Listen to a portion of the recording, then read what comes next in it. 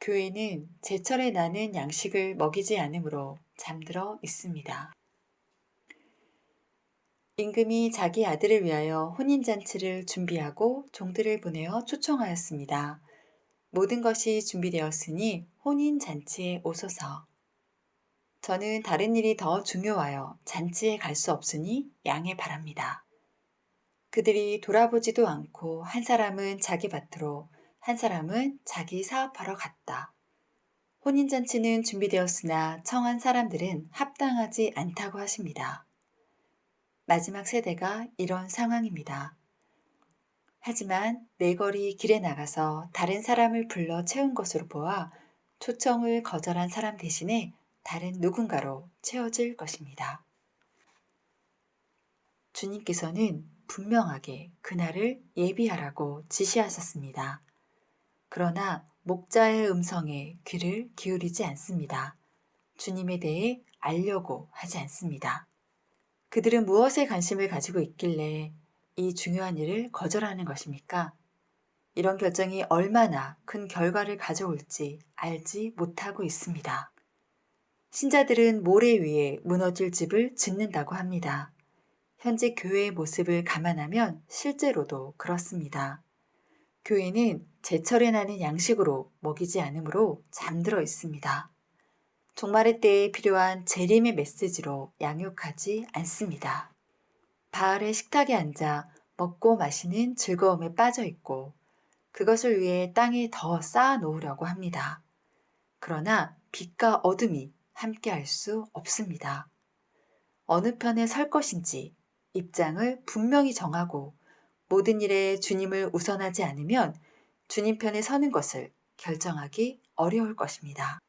모래 위에 지은 집은 곧 무너질 것입니다. 미지근한 교회는 아무 열정과 노력도 없이 그저 땅에 묻어놓고 있습니다. 그들은 주님께 속한다고 말하면서도 주님을 잘 알지 못합니다. 이 땅에서 번영을 원하지만 주님은 매일 자기 십자가를 지라고 하셨습니다.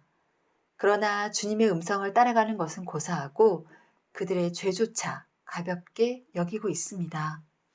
우리는 사랑한다고 말하지만 실제로 주님의 말을 듣고 행하는 사람이 몇이나 있습니까?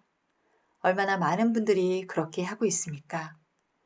하고 싶은 일로 매일 바쁘고 주님의 마음을 구하지도 않고 그것이 주님이 우리에게 원하시는 일인지 묻지도 않습니다.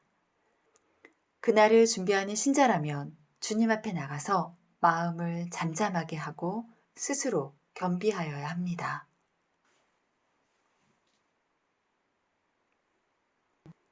이 세상은 곧 지나갈 것입니다. 우리 주변에서 일어나는 사건들을 보고 깨달아야 합니다. 주님께서 곧 구름을 타고 올 것이라고 믿지 않는다면 그런 이유 때문에 이 세상의 신이 다스리는 것을 즐기기로 작정하였다면 등불의 기름은 바닥나고 그날이 뜻밖에 닥쳐올 것이고 환란의 경랑 속으로 미끄러져 들어갈 것입니다. 주님을 진실로 아는 신자라면 주님이 원하시는 것을 행하여서 반석 위의 집을 건축하였을 것입니다. 그날에 주님을 만나려면 점도 흠도 없어야 한다는 것을 읽었을 것입니다. 우리는 주님의 음성에 귀를 기울이고 그분의 오실 길을 예비해야 합니다. 마지막 책과 마지막 장에서 속히 오실 것이란 약속을 2번이나 하셨습니다. 이것은 최종 세대의 마지막 기도이자 마지막 추구입니다.